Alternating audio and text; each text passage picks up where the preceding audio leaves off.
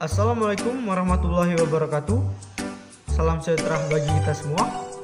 Izin memperkenalkan diri, nama Muhammad Lutfi Adila, NPP 300359, asal pendaftaran Sumatera Selatan, pangkat Nindya Praja.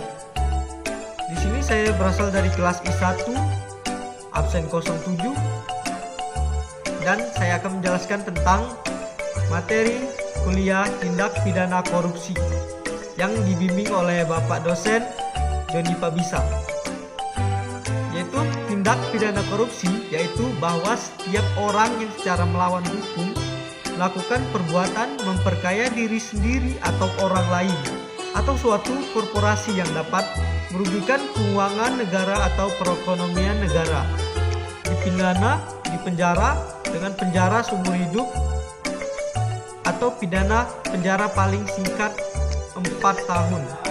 Tindak pidana korupsi bisa juga didefinisikan yaitu setiap orang secara melawan hukum melakukan perbuatan memperkaya diri sendiri atau orang lain atau suatu korporasi yang dapat merugikan keuangan negara atau perekonomian negara. Berikut animasi video yang saya akan berikan kepada kalian. Semoga terhibur ya.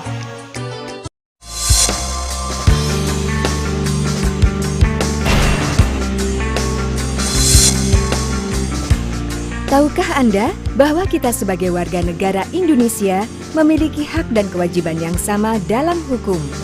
Hal ini tercantum dalam Undang-Undang Dasar Negara Republik Indonesia tahun 1945 pasal 27 ayat 1. Setiap warga negara Indonesia berhak mendapatkan perlindungan hukum sekaligus memiliki kewajiban menghargai dan mematuhi hukum yang berlaku di Indonesia.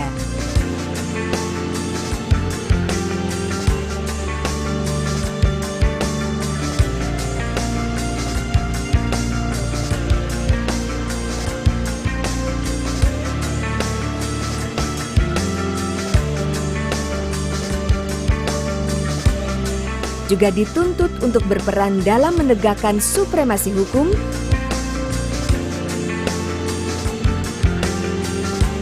dengan memberikan perlindungan kepentingan umum,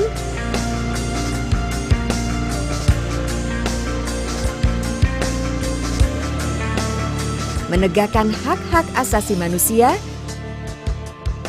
serta memberantas korupsi, kolusi, dan nepotisme atau KKN. Untuk itu, setiap warga negara Indonesia harus melek hukum. Dengan mengenal hukum, kita tahu apa saja hak dan kewajiban kita dalam hukum sehingga kita bisa menghindari terjadinya pelanggaran hukum. Bagaimana jalannya proses hukum di Indonesia? Berikut ini adalah contoh tentang penyalahgunaan keuangan negara atau korupsi di masyarakat kita. Hal ini memberikan gambaran bahwa supremasi hukum belum dicapai. Berikut ini adalah contoh alur penanganan tindak pidana khusus korupsi. Adanya masyarakat yang melapor ke kantor kejaksaan,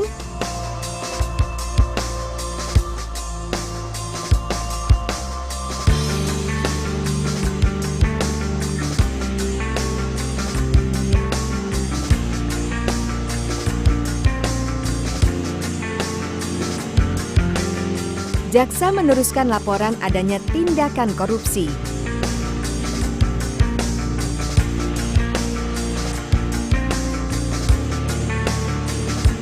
Kejaksaan mulai melakukan penyidikan,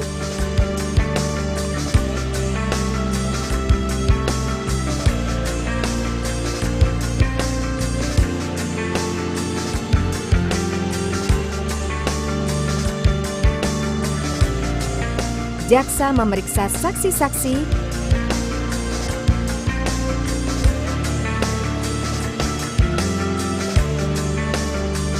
kejaksaan mendatangkan tersangka dan memeriksanya,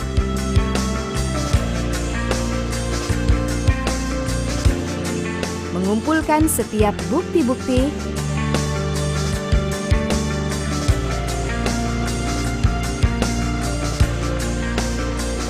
lalu berdasarkan bukti-bukti, jaksa penyidik membuat BAP.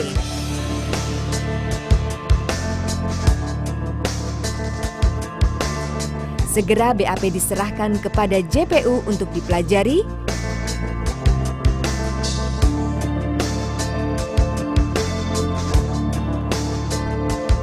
JPU mempelajari setiap berkas BAP dengan teliti.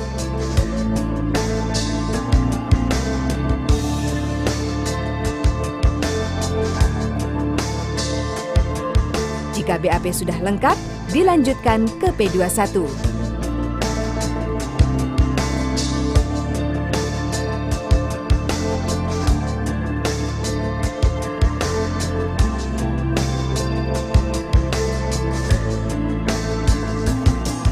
Jaksa penyidik menyerahkan tersangka dan barang bukti. JPU membuatkan surat dakwaan untuk segera dilimpahkan ke pengadilan negeri untuk segera disidangkan. Jaksa penuntut umum bekerja berdasarkan pertimbangan fakta atau bukti dan peraturan perundang-undangan. Proses hukum ini dijalankan untuk memastikan kasus yang disidangkan benar-benar telah melalui proses hukum yang layak sesuai undang-undang. Bicara proses hukum, kita akan berpikir tentang persidangan. Dalam persidangan kasus pidana ada 5 pihak, yaitu hakim, pengacara, jaksa, terdakwa, serta saksi-saksi. Masing-masing memiliki peran. Fokus kita kali ini adalah jaksa atau seringkali disebut penuntut umum. Berdasarkan Kitab Undang-Undang Hukum Acara Pidana, penuntut umum adalah jaksa yang diberi wewenang oleh undang-undang untuk melakukan penuntutan dan putusan hakim, sehingga hakim membuat putusan. Dengan demikian, dalam proses persidangan, jaksa mewakili kita sebagai warga negara untuk memperoleh kepastian hukum. Jaksa sebagai eksekutor selaku pelaksana putusan hakim.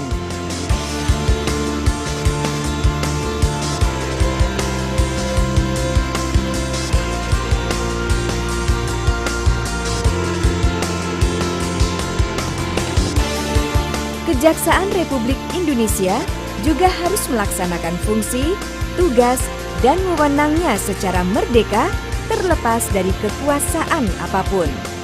Dalam melaksanakan tugas dan tanggung jawabnya, kejaksaan membutuhkan dukungan kita semua.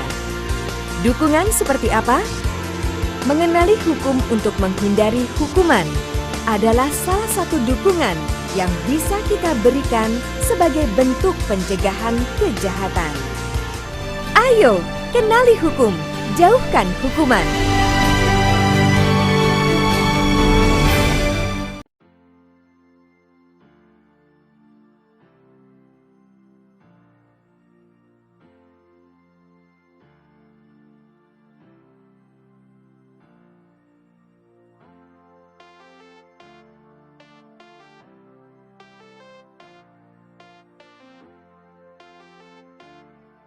Yang pertama, jangan menunda pekerjaan.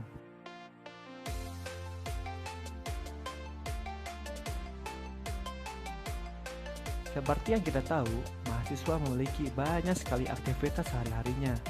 Maka dari itu, jika ada waktu luang, gunakanlah waktu itu sebaik-baiknya untuk menyelesaikan pekerjaan kita. Ada pepatah yang mengatakan bahwa waktu itu adalah uang. Maka ketika kamu menunda pekerjaan, sama saja kamu sudah melakukan korupsi waktu.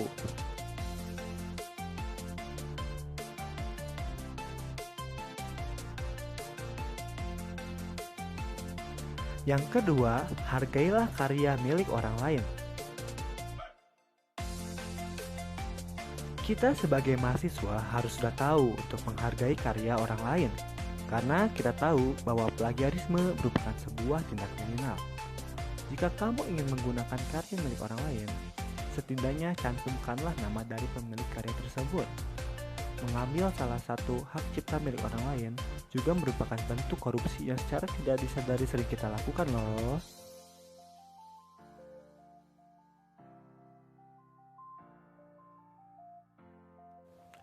Yang ketiga, kembalikanlah uang pinjaman.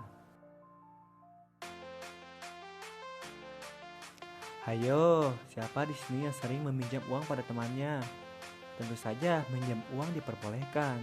Tetapi kita jangan lupa untuk mengembalikan uang pinjaman tersebut. Soalnya kalau kita lupa, bahkan sampai tidak membayar uang pinjaman tersebut, sama saja kita seperti mengkorupsi uangnya loh.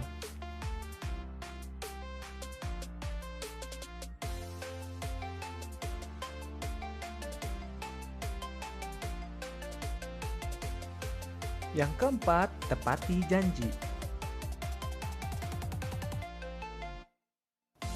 Ingat, janji harus ditepati.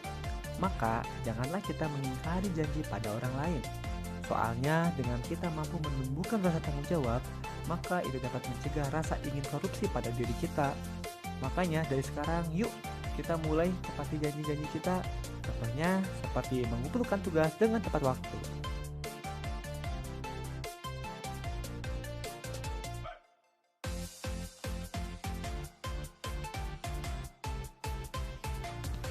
Yang kelima, atur gaya hidup. Seperti yang kita tahu, mahasiswa tidak luput dari yang namanya gaya hidup. Maka dari itu, kita harus mengatur gaya hidup sesuai dengan keadaan dan kondisi kita. Jangan sampai kita memaksakan keinginan yang sekiranya tidak perlu. Karena jika pengeluaran kita lebih banyak dibandingkan pemasukan, bisa jadi kita akan merasa tergoda untuk melakukan korupsi loh.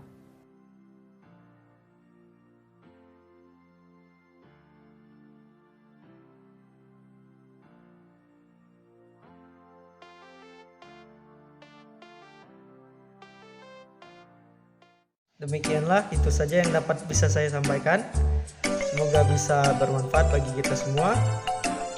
Saya akhiri. Wabillahi taufiq wal hidayah. Wassalamualaikum warahmatullahi wabarakatuh. Sampai jumpa ke pertemuan selanjutnya. Dadah.